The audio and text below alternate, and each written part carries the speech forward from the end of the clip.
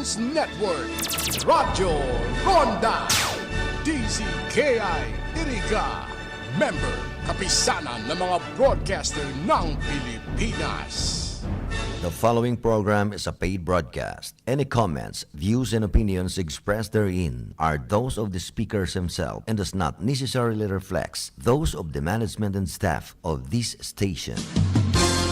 Bareta Aksyon, asin informasyon, sari-sari, halo-halong bareta na napapanahon, aksyon na dapat inuton, asin mga informasyon na pwedeng pakinabangan kan mga namamanwaan.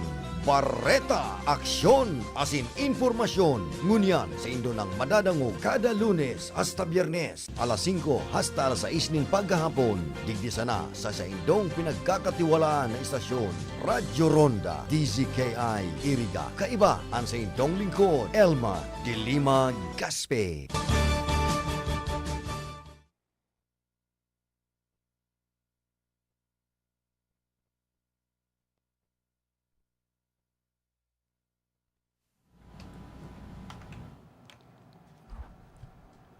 Kay Diyos maray na aga po sa Induga Boss. Laban, Laila, Laila de Lima. Ating ibalik ang hustisya at pag-asa. Laban, Laila, Laila de Lima. Ating ipanalo ang laban ng Pilipino. Tunay na pagbabago, walang patayan at panggagancho. Maayos na sitwasyon, maulad na nasyon. Inuuna ang bansa, hindi China o ganansya. Nakapwesto sa gobyerno, dapat hindi dorobo. Laban, Laila, Laila de Lima. Ating ibalik ang hustisya at pag-asa. Laban, Laila, Laila de Lima. Ating ipanalo ang laban ng Pilipino. Kung nais natin ang liwanag ng bukas, tayo na't lumaban, ibalik ang hustisya. Kung nais nating sumulong ang bansa, tumindig, kumilos, lumahok at magpasya. Laban, Laila, Laila de Lima. Ating ibalik ang hustisya at pag-asa. Laban, Laila, Laila de Lima. Ating ipanalo ang laban ng Pilipino. Laban, Laila, Laila de Lima. Ating ibalik ang hustisya at pag-asa. Laban, Laila, Laila de Lima. Ating ipanalo ang laban ng Pilipino. Tunay na pagbabago, walang patayan at panggagancho. Maayos na sitwasyon, maulad na nasyon. Inuuna ang bansa, hindi China o ganansya. Nakapwesto sa gobyerno, dapat hindi dorobo. Laban, Laila, Laila de Lima. Ating ibalik ang hustisya at pag-asa.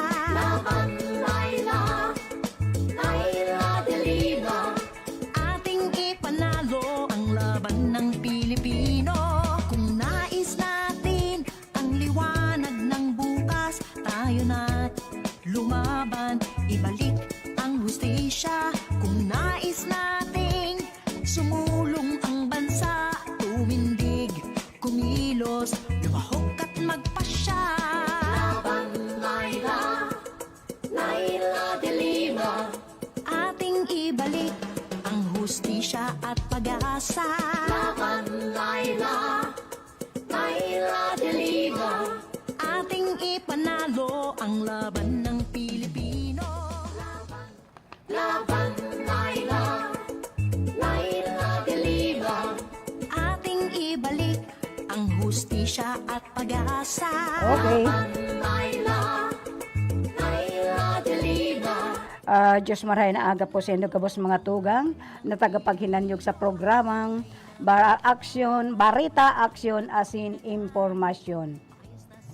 Yaw na naman po kita sa sarong oras na pagbabaritan mga kadikita bareta, asin pag-aksyon kung anong mga aksyonan sa bareta, asin ang impormasyon. Dapat hindi dorobo. Laban Laila. So, sa pamayo kan bareta, singil sa kuryente sa Albay ngayong Pebrero tataas according sa APEC. Ayan po. Bicol Region nakapagtala lamang ng 11 bagong kaso ng COVID-19 kahapon. Sa batas ngani limitaran ang grounds para sa substitution kan mga kandidato. Mga kandidato ibubusol sa Kongreso kan Ako Bicol. NCR hinugna sa Alert Level 1. PNP naghahanda sa Alert Level 1. Bakunahan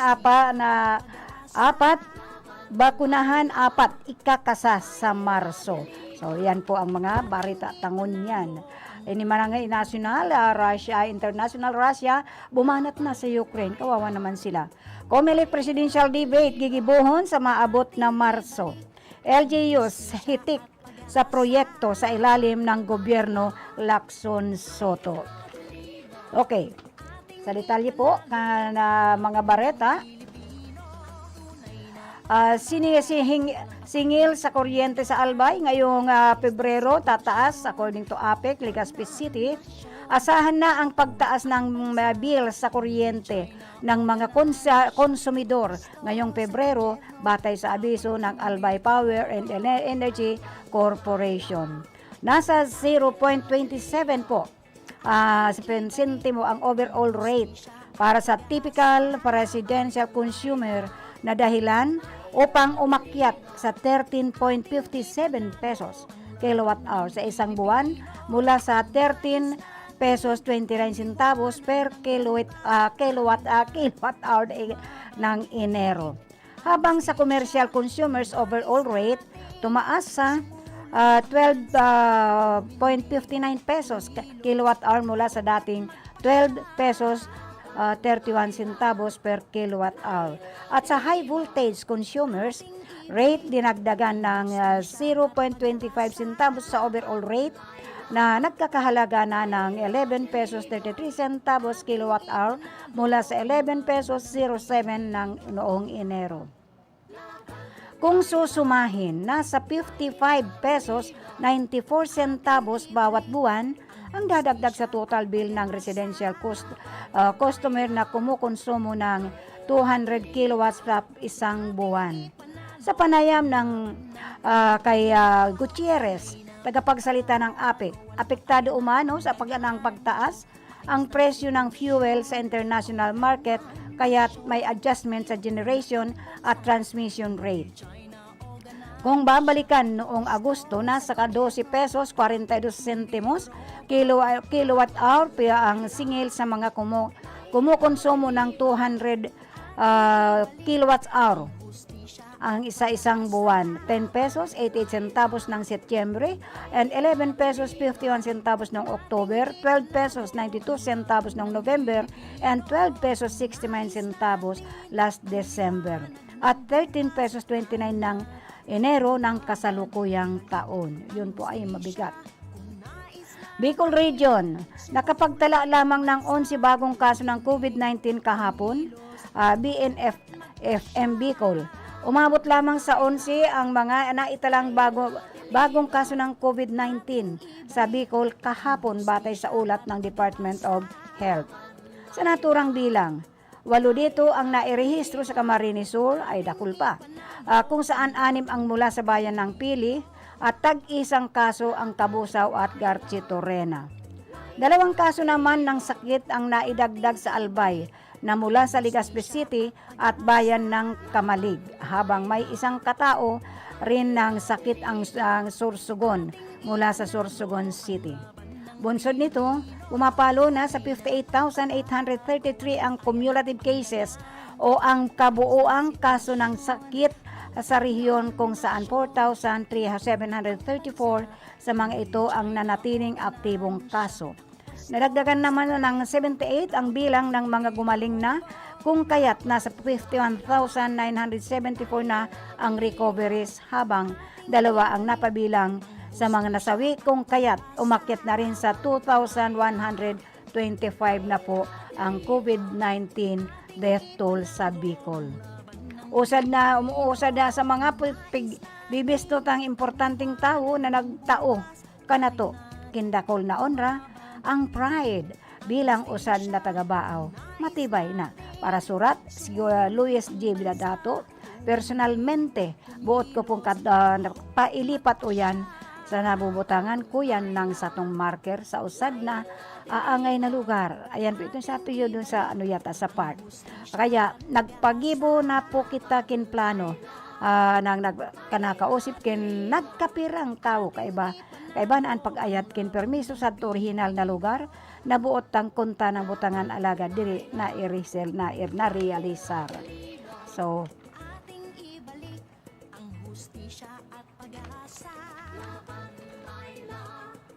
NCR hinugna sa Alert Level 1 DOH Manila, Philippines.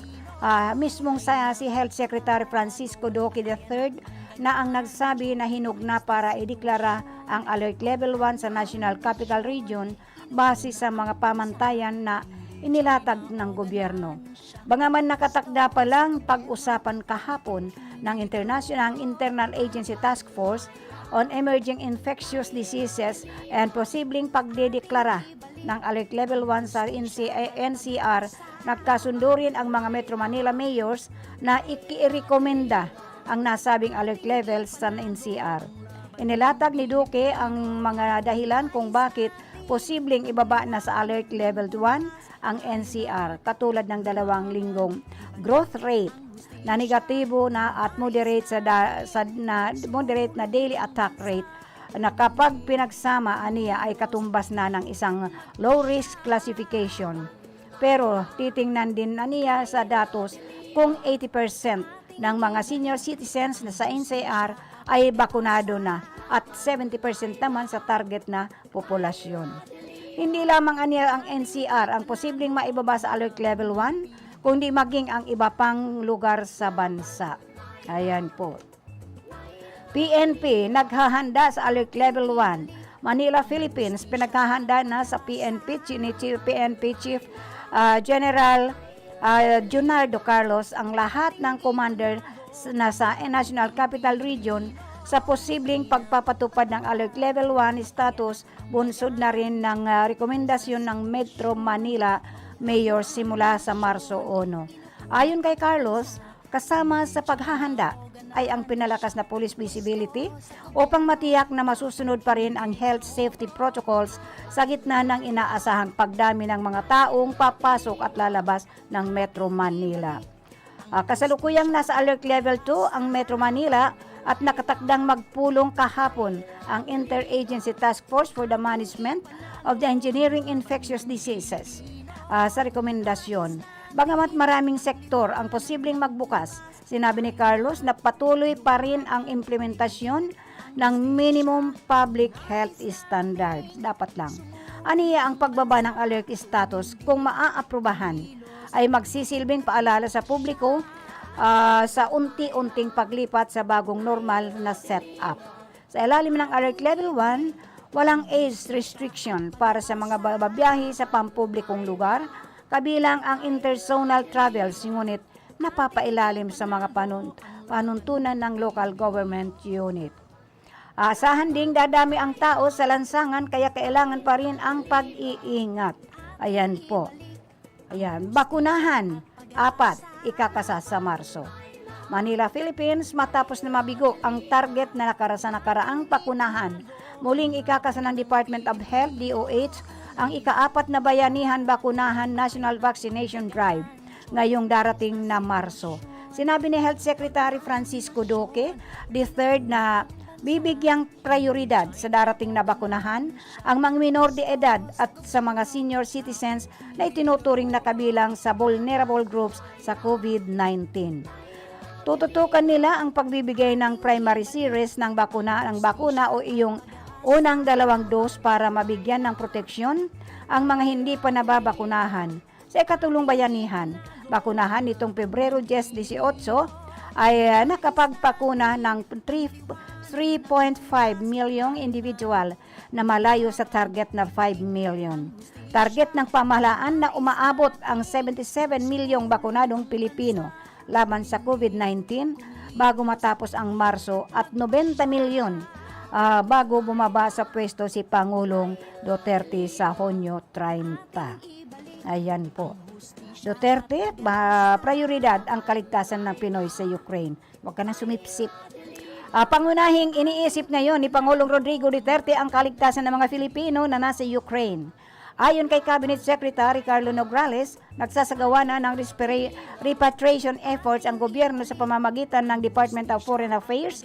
Nananawagan din si Senator Grace Poe na agad na ilikas ang mga Filipino sa nasabing bansa sa gitna ng napipintong military operations. Dapat din aniyang bigyan ng tulong ang mga pababaliking Filipino hanggang sa makasama nila ang kanilang mga pamilya. Idinagdag ni Poe na dapat ipagpatuloy ang ipagdarasal para sa mapayapang resolusyon at stability sa rehiyon at kaligtasan ng ating mga kababayan at mga kababaihan na nasa ibang bansa, lalo na itong nasa Ukraine. So, nakakatakot po. Nakakatakot at nakakabahala. So, ayan po, COMELEC Presidential Debate. Ayan, hinihintay ko ito. Gigibuhan na sa maabot na Marso. Ayan, I'm willing to watch this one. Inanunsyo ng Commission on Elections, COMELEC, na sa darating na Marso 19 na nakatakda ang isasagawa nilang presidential debate. Ayon kay COMELEC spokesperson James Jimenez, ito ang magiging kauna-unahang presidential debate. Debate na pangangasiwaan ng full body kaugnay sa national at local elections sa darating na Mayo. Sinabi ni Jimenez na lahat ng mga kandidato ay nagkumpirma na sa kanila na dadalo sa naturang debate. Nilinaw naman niya na sa kandidato na hindi magpapadala ng COMELEC ng anumang advance questions para sa mga kandidato. Bakit? Meron ba? Hindi rin aniya papahihintulutan ang mga kandidato na magdala ng anumang gamit kapag sila ay aakyat sa podium sa debate. Ayun po. Ayan.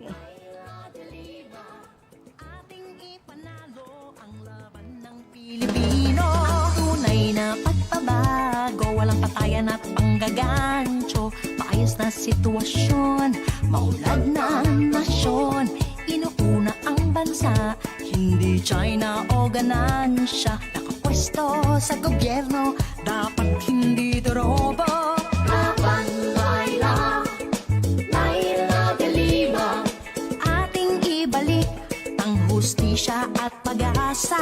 Laban, Laila. Okay, ang programa pong Inimbarita Action Informasyon ay hatod po sa Inocan Principal Sponsor, no other than Susain Horsionborn. And of course, hatod pa sa Endo ni Senator Laila de Lima, Kagawad Mel Nandade Robles Morallo, Butchokoy Rex Oliva, Kaga Rodolfo Jeff J. Poetino, and of course ni Cheryl Beauty Salon, Mama Betis Farm, and Saranghe Motor Parts and Services po. Diyan lang po yan sa Going to Mountain Unit na pag-aari po ni Mr. and Mrs. Marvin and Tess Gonowon Rason. Laila de Lima, ating ipanalo ang laban ng Pilipino. Laban, Laila. Okay, tulad ng sinasabi ko sa inyo na everyday I have to play. Ito yung mga clippings para sa kay Senator Laila de Lima. Inuton ko po ini mga paghikayat sa to ni kanpamusong comedian na si Jaime Fabregas po. Ang sa iyang paghikayat sa satuya. Now we must be Bicolanos have full support to our very own, the most qualified candidate for president, no other than Enan Junta po. Ako po si Jaime Fabregas. May iapot po ako sa Indo. Tano daw, ta sa bilog na istorya kang Pilipinas. Mayo pa, ni sarong Bicolano ang naging presidente. 5 na ang naging presidenteng gikan sa Central Luzon. Puon ki Ramon Magsaysay na taga Zambales. Ang mag-amang Diosdado makapaghala sin Gloria Macapagal Arroyo na halikman sa Pampanga. Ang mag-inang Cory asin Noynoy Aquino na haling Tarlac. Ang Ilocos Region, naigwang mas dikit na numero ning mga butante kumpara sa Bicol, nagibong magpagana nin tulong presidente. Si Elpidio Quirino, asin ang diktador na si Ferdinand Marcos na nagtukaw sa pwesto sa laog ning 21 taon. Dangan si Fidel Ramos, natubong Pangasinan. Sa Katagalogan man, yaon si Manuel L. Quezon, nagigad sa Tayabas. Asin si Joseph Erap Estrada, na taga-NCR. Igwaman naging presidenteng hali sa Visayas, si Manuel Rojas, dangan si Carlos Garcia. Asin ang Mindanao, nagkaigwana sa persona mismo ni Presidente Rodrigo Duterte. Ang Bicol, ang panlima sa may pinakadakol na butante sa Pilipinas. Kitaman ang pan-apat sa pinakadakulang grupong etniko. Bakong oras na para mag-ilihir kita ning presidente na Bicolano? Ipagmati niya to sa enterong Pilipinas, antibay, kusog, asin pusong Bicolano. Ipabisto ta sa kapwa Pilipino ang matanos na lider. Asing ipahiling ta sa enterong kinakban ang kakayahan asin sarid kan sa tuyang lahi. Bakong manguragon kita, saka ang kandidato ta ang pinakakwalipikado sa gabos ka mga nagdadalagan mo niyan. Ang pakiulay ni Lolo General sa ito gabos na mag-agda pa kita ninda imababa sa 5 pang botante na makisumaro sa satuyang katuyuan. Sa tuyang mga kahimanwa, uya na ang sunod na presidente kang Pilipinas. Deita na po palampason ang pagkakataon ini. Ang kapangganahan ta sa Mayo, kapangganahan kan lambang Bicolano, asin Pilipino. Linalauman ko po kamo. Ayan po, linalauman po kita ng gusto kan sa tuyang our very own candidate for President of the Republic of the Philippines, no other than ang ating kakamping, si Leni Robredo. So, hinayok anuin po to. Suportahan po niya to siya.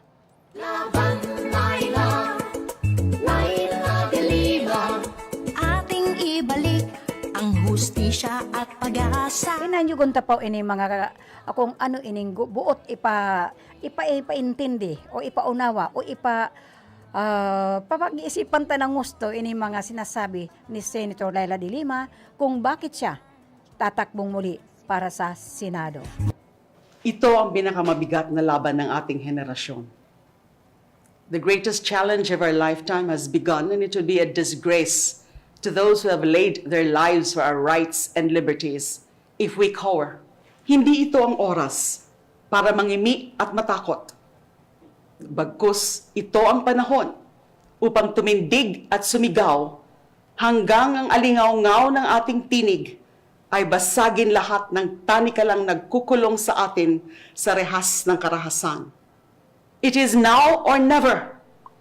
Panahon na upang tumugon at ibalik ang hustisya at pag-asa sa ating bayan. I am running again, so I may continue to speak and act on behalf of the victims of a regime so violent, corrupt, and incompetent. I will continue to fight so that we can demand justice and accountability, human rights and social justice, peace and freedom. Laylaban tayong muli. Ayan po, talagang laylaban tayong muli. Iisa-isahin ko po ito. Iisa-isahin ko lahat. Para mahinanyog po. Kaya itong mga in fairness po sa mga late tuners at saka yung mga hindi pa nakakapaghinanyog sa programang ining Bareta Action asin Impormasyon. Hinanyog ta pa uli ini. Buo ang suporta natin kay Leni Robredo bilang Pangulo at si Kiko Pangilinan bilang pangalawang Pangulo. Sobrang nakaka-proud suportahan ng ating mga pambato. Si VP Leni at si Senator Kiko ay walang bahid ng anumang korupsyon at may totoong accomplishments kahit noong wala pa sila sa politika. Mahusay ang track record sa paninilbihan sa bayan. Malalim ang pagpapahalaga sa karapatang pantao, sa sistema ng hustisya, sa saligang batas, at laging inuuna ang kapakanan ng bansa sa halip na dayuhang interes. Hindi tayo bubulagin sa mga pangako at idadaan sa drama sa panahon ng sakuna at krisis. Hindi mangangako na magiging Singapore tayo o bibigyan tayo ng ginto at mga hibang na ilusyon at pantasya. Hindi natin kailangan ng mga bolero at manggaganso sa Malacanang at Senado. Ang kailangan natin ay leader na kapag binigyan ng mandato ay hindi mang-aabuso, hindi nanakawan ng taong bayan, magtatrabaho para sa ekonomiya at panlipunang serbisyo at palalakasin ang grassroots at civil society. Higit sa lahat, pasisiglahin muli ang demokrasya sa bansa. Titiyakin namin na ang Senado ay magiging bulwagan para sa mga panukalang batas at resolusyon na magpapalakas sa mga sektor sa bansa at poprotekta sa interes ng taong bayan. Ako naman po, si Laila de Lima, kasama ninyong dumadama, dumadamay, lumalaban. Laban lang. Ay yaban lang. Laban, laylaban. Laylaban talaga si Senator Laila de Lima. Ini pang sarong ini. Anong sinabi niya na sa Senator Laila sa isang bayanan, sa isang bayan. Ulitin ko po ini. Buo ang suporta natin kay Leni Robredo bilang Pangulo at si Kiko Pangilinan bilang pangalawang Pangulo. Sobrang nakaka-proud suportahan ng ating mga pambato. Si VP Leni at si Senator Kiko ay walang bahid ng anumang korupsyon at may totoong accomplishments kahit noong wala pa sila sa politika. Mahusay ang track record sa paninilbihan sa bayan. Malalim ang pagpapahalaga sa karapatang pantao, sa sistema ng hustisya, sa saligang batas, at laging inuuna ang kapakanan ng bansa sa halip na dayuhang interes. Hindi tayo bubulagin sa mga pangako at idadaan sa drama sa panahon ng sakuna at krisis. Hindi mangangako na magiging Singapore tayo o bibigyan tayo ng ginto at mga hibang na ilusyon at pantasya. Hindi natin kailangan ng mga bolero at manggaganso sa Malacanang at Senado. Ang kailangan natin ay leader na kapag binigyan ng mandato ay hindi mang-aabuso, hindi nanakawan ng taong bayan, magtatrabaho para sa ekonomiya at panlipunang serbisyo at palalakasin ang grassroots at civil society. Higit sa lahat, pasisiglahin muli ang demokrasya sa bansa. Titiyakin namin na ang Senado ay magiging bulwagan para sa mga panukalang batas at resolusyon na magpapalakas sa mga sektor sa bansa at poprotekta sa interes ng taong bayan. Ako naman po, si Laila de Lima, kasama ninyong dumadama, dumadamay, lumalaban. Laban lang. Okay, magko-commercial ba tayo, engineer? Hanap buhay muna tayo o magpadagos ako? Okay na ba? Lalaban talaga. Lalaban at lalaban si Senator Laila de Lima. Hindi pwedeng hindi siya lalaban pagdating sa social justice and human rights because he is the one who is champion about social justice and the human rights. Kaya tulungan natin po siya. Pagsikapan natin na maibalik si Senator Laila de Lima sa Senado ngayong darating na Mayo 9, 2022. Okay, hanap buhay muna tayo. This time check is brought to you by Senator Laila de Lima. Ang oras na ini, dara po sa Indukan Losenya Electrical Supply para po sa madikalidad na electrical product. Day po kalingawan, Losenya Electrical Supply. Losenya Electrical Supply, madaling makukuha, aranisa na sa Barangay Holcan, San Francisco, Iriga City. On and managed by Engineer Meneleo Losenya. Ang oras pong ini, dara sa Indo, kan ako Bicol, Party List. An oras na yan, atod sa Indo ni Mr. Julio Victor Marlo Siguera, President, Siguera Technological Colleges, Irigan City. Para sa edukasyon di kalidad, Siguera Technological Colleges. An porsyon na ini hatod sa Indo ni Kagawad Melnan Robles Moralio. Basta kidaday, hayahay ang buhay.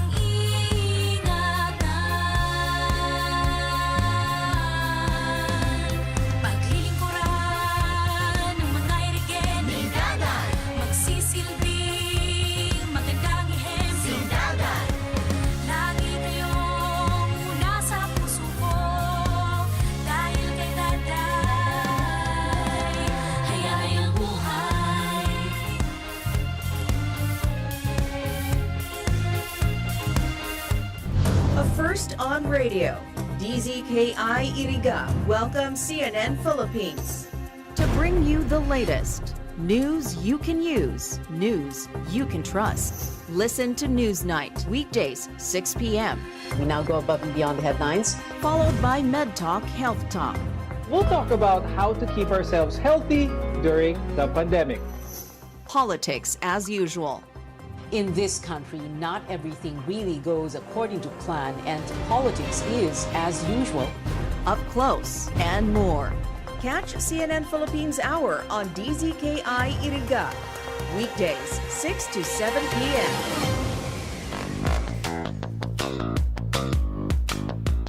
Nanlalabo na ba ang inyong mga paningin? O kailangan mo ng proteksyon laban sa radiation? Ano pa ang hindi hintay nyo? Pumunta na sa The Vintage Optical. Ang optical para sa lahat. Visit us at the ground floor, Gaisano Capital, Barangay San Roque, Iriga City. We offer free computerized eye examination. Free frame. Lente lang ang babayaran. Starts at 999 complete eyeglasses with anti-radiation lens. The Vintage Optical, the widest selection of optical signature frames and sunglasses. The Vintage Optical, ang optical para sa lahat.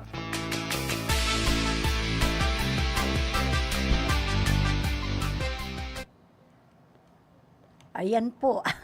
Ang tawang oras po, alas 5:37 na po ngunya na pagkahapon. Magpadagos po kita sa programang Bareta, Aksyon, Asin, Impormasyon. Laban, Laila, Laila de Lima. Ating ibalik ang hustisya at pag-asa. Laban, Laila, Laila de Lima. Pero hinayugon ta pa ining mensaheng ini ni Senadora Laila de Lima. Magandang araw sa kanilang lahat. Ngayong araw na ito ay ang 1,000 araw mula nung na-detain at ikinulong si Senator Laila de Lima. Mahigit 2 taon na siyang nakakulong dyan po sa Camp Crame sa isang selda na kung saan walang cellphone, walang telepono, walang telebisyon, walang aircon. At ang kanyang access lamang sa mga pangyayari sa ating bansa at sa ibang bansa ay sa mga dyaryo na nababasa niya araw-araw. Hindi makatarungan ang pagkakulong kay Senator Laila de Lima. Gawa-gawa ang mga paratang laban sa kanya, ang mga akusasyon galing sa mga ex-convict o kaya mga convicted na kriminal. At ngayon ay binibigyan ng special treatment ng kasalukuyang administrasyon dahil hinawalay na sila dito sa New Bilibid Prison at naririyan sa kampo. Hindi tama itong mga nararanasan ni Senator de Lima. Dapat tutulan, dapat tayo manindigan, dapat natin ipaglaban ang kanyang kapakanan at kanyang kaligtasan at ang kanyang kalayaan. Maliwanag na ang dahilan kung bakit siya inulong at kinigipit ay dahil isa siyang kritiko ng kasalukuyang administrasyon. Pagamat siya ay nakakulong at hindi biro ang kanyang nararanasan at hindi makatarungan ang kanyang pagkakakulong, siya naman po ay nananatiling inspirasyon sa amin. Sa amin sa Liberal Party, tayo rin. We are subjected to insults, we are subjected to threats. Tayo rin ay inaatake ng fake news. Subalit lagi kong sinasabi sa aking sarili, kung kami ay ganito ang sitwasyon, mas matindi ang sitwasyon ni Senator Laila de Lima. She serves as an inspiration to us to continue this fight to preserve and defend our democracy against authoritarianism and tyranny. Hindi tama ang araw-araw na patayan na nagaganap sa ating bansa. Hindi tama ang panghihimasok ng China na walang imik ang ating gobyerno dito sa West Philippine Sea. Dapat itong tutulan. Sa personal na level, kapartido natin si Senator de Lima, maya't maya nabibisita natin siya. Napadalang ko pa nga ng mga tanim para makapag-alaga siya ng gulay dahil nga walang ibang pwedeng gawin dito sa detention cell niya, kundi magbasa at manalangin at magsulat. At kasama na rin siguro yung mag-alaga ng mga tanim. Nag-aalaga din si Senator Lima sa ating pagbisita ng mga pusa, yung mga stray cat. 13 na raw ang kanyang inaalaga ang mga pusa. Ang paborito niya, yung lagi daw inaapi nung kapwa pusa nila, si Blackie. Pati doon, yung mga inaapi, binibigyan niya ng importansya. Maraming alagang aso si Senator De Lima, subalit si Senator Laila, subalit ito'y nasa kanilang bahay sa Parañaque. Pero maya't maya, yung kanyang paborito, anong pangalan ng kanyang paborito? Si Coco. Yun ay bumibisita rin sa kanya. Nais ko rin ipahiwatig ang mga detalyeng ito dahil it should serve as a reminder that Senator De Lima is no different from you and me. Okay, yan po ang pahiwatig ay yan po ang mga papuri, yan po ang mga mensahe na ibinibigay sa atin ni Vice President candidate si Kiko Pangilinan. Kasi sila po ang mas nakakaalam pagdating po sa Senado kung sino talaga si Senator Laila De Lima. Ang tangi lang pong dahilan kung bakit siya pinakulong. Kasi nga, because of the AJK na nabuking niya sa lugar ni Presidente Duterte nung si Duterte ay mayor pa lamang ng Davao City. So, nung nakapresidente siya, paghihiganti ang ginawa kay Senator Laila De Lima. Ipinakulong ni Duterte.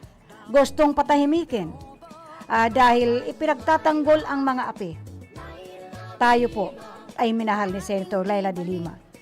Sa kanyang pagmamahal sa mga naaapi, sa kanyang pagtatanggol sa mga ibinaon doon po sa killing field ni President Duterte. Yun po ang pinakang dahilan.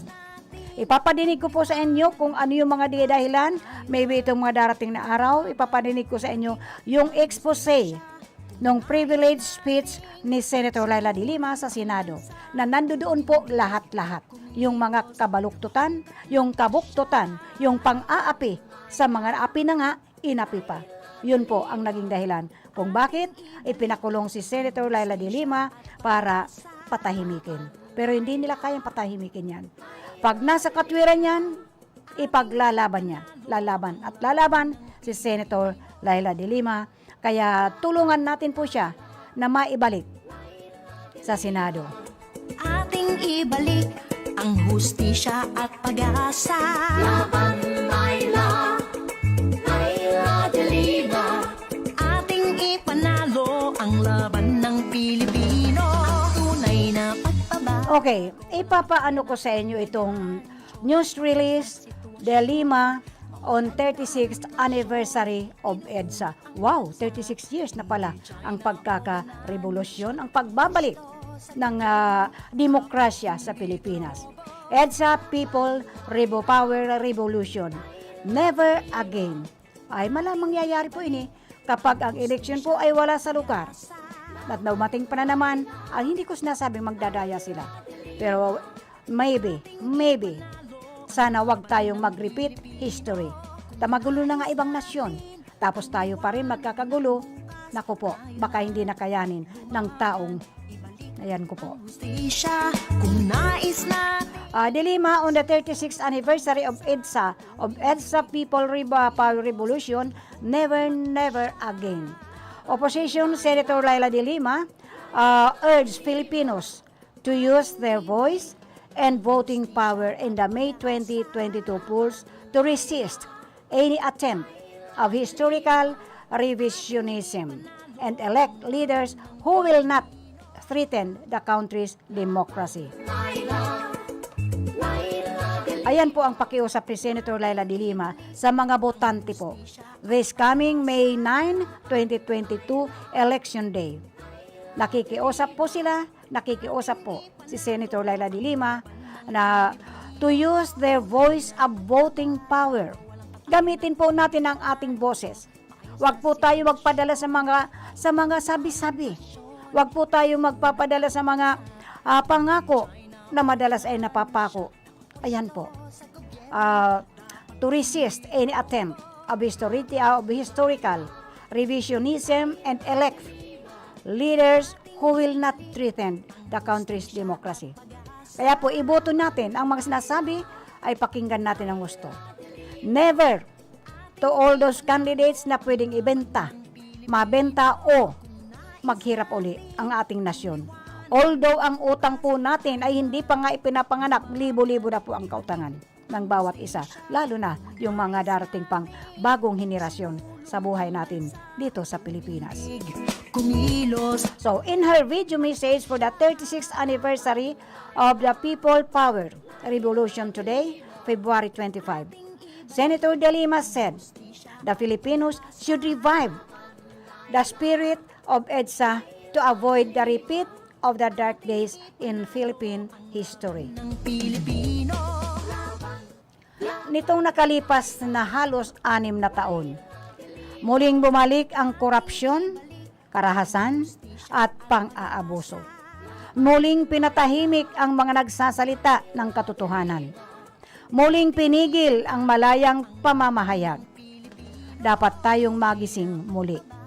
Hanapin natin muli ang ating puso, ang demokrasya, at buong tapang natin itong ipaglaban. Muli nating isigaw. Hindi na muli. Yan ang sabi ni Senator Laila De Lima. Gamitin natin ang ating boto at boses upang ipahayag ang ating paninindigan. Patuloy tayong lumalaban para sa mabuting kinabukasan ng ating bayan at kalayaan at karapatan ng mga Pilipino at mga susunod na henerasyon. Yan po ang hangarin ni Senator Laila De Lima. At hindi lang ni Senator Laila De Lima, kundi tayong mamamayan ng buong sambayan ng Pilipinas. Dapat po pag-isipan natin itong mga susunod na henerasyon. Kaya pagboto natin, bumoto ng naaayon sa ating konsyensya. Huwag nating iboboto yung mga puro pangako lang. At pagkatapos, the same history of those past regimes.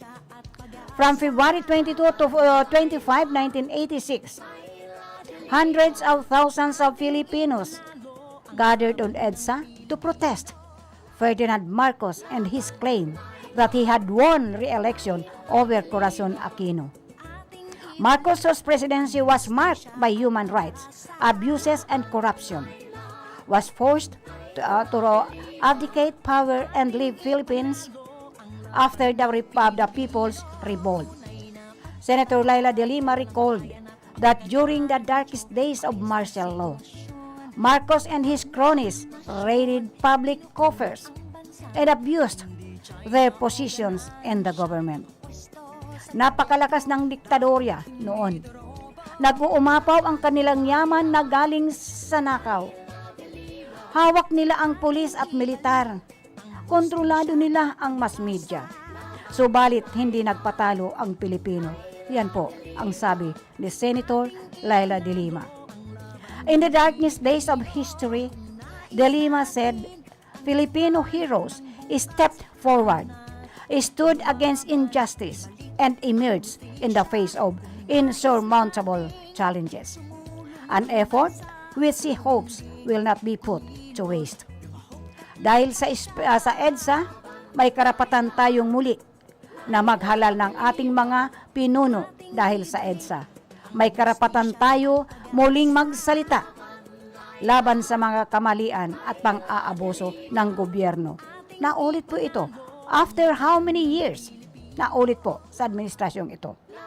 Never again?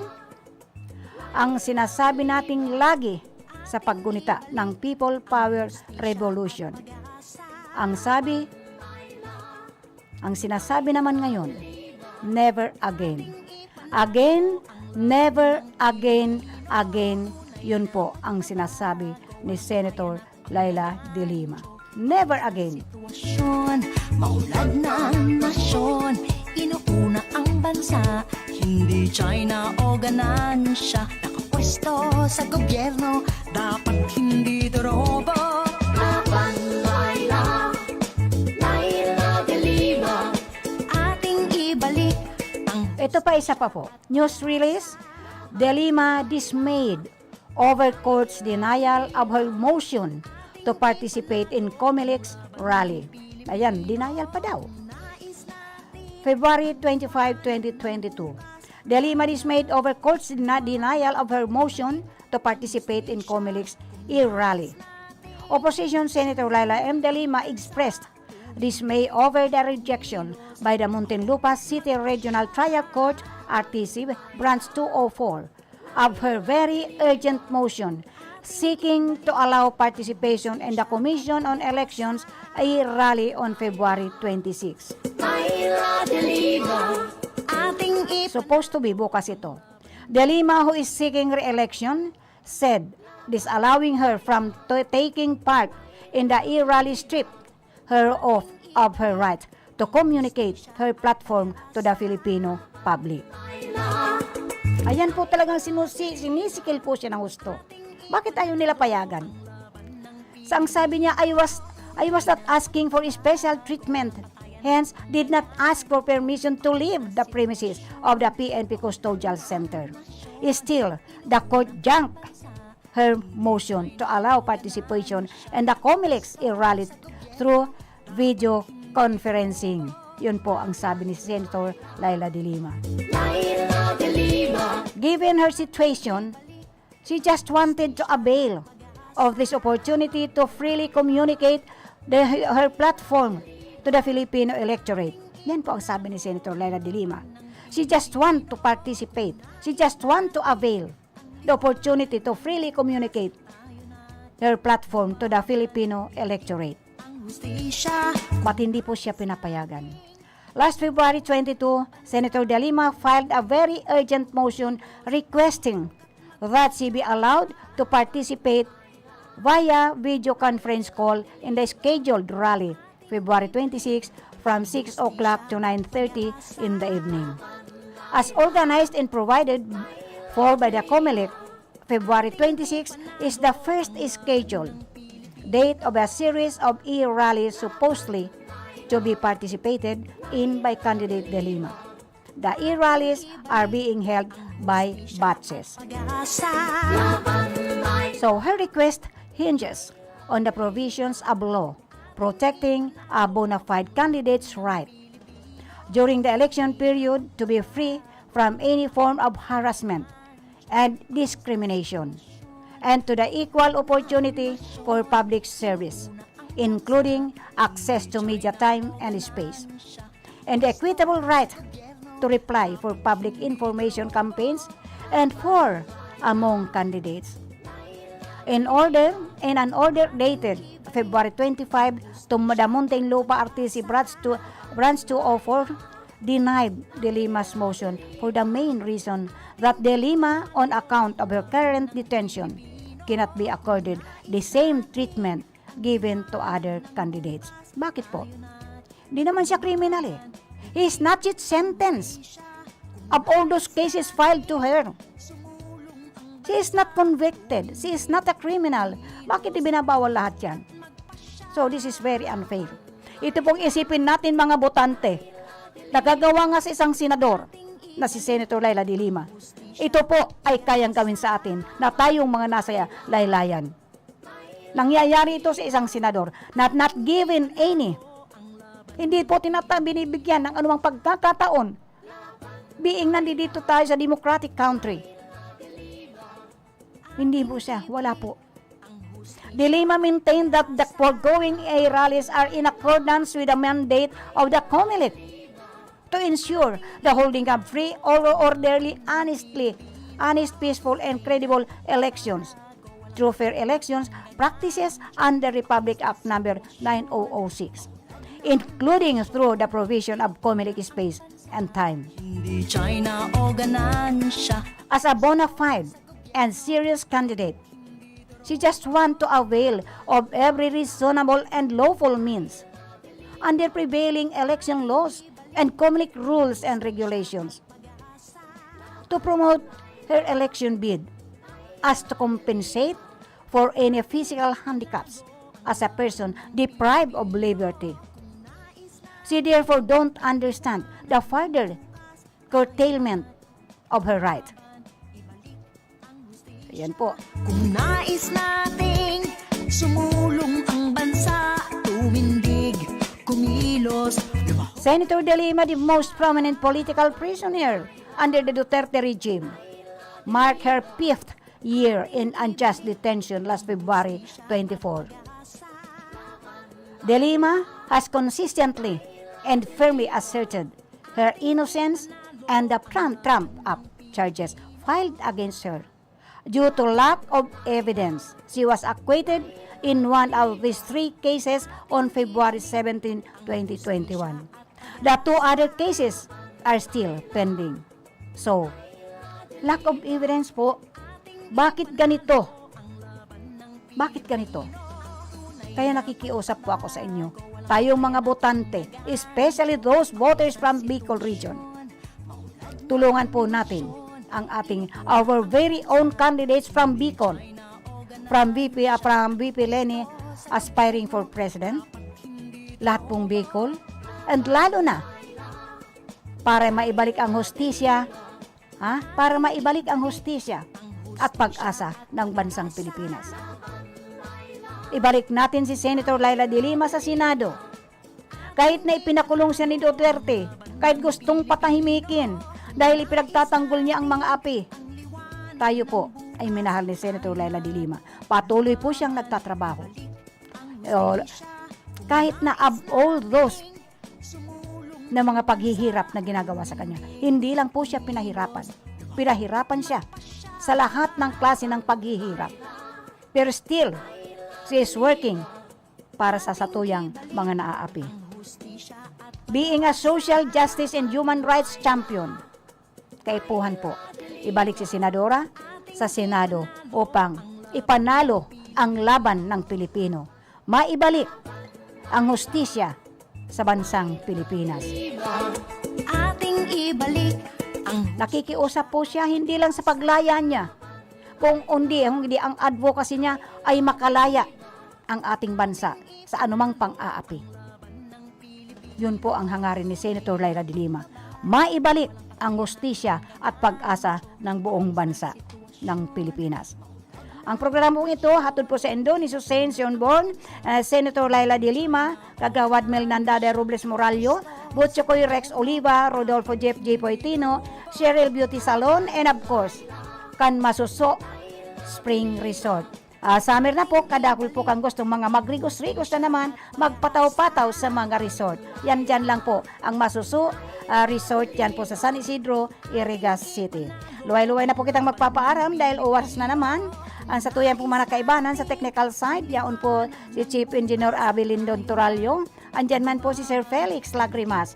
And of course, andyan po sa information si Tony Matic Saison. Andyan man po duman sa transmitter si Sir Jimson Toriano Oco. And of course, ang sa iyang PSG, si Rodel Cesar. Ay si Joanner, ayan po. Nasa transmitter pala si Joanner Di Villa. And of course, ako po ang sa inyong kaibanan at pirming kaibanan. Every day, alas 5 hasta alas 6 nin pagkahapon. Mayong iba, kung di si Manay, Kagawad Elma Diri Magaspi saying thank you for those who through live streaming and those who are listening to the Transistor Radio. Maraming salamat po. Stay safe and God bless us all. Laila de Lima, ating ipanalo ang laban ng The preceding program was a paid broadcast. Any comment,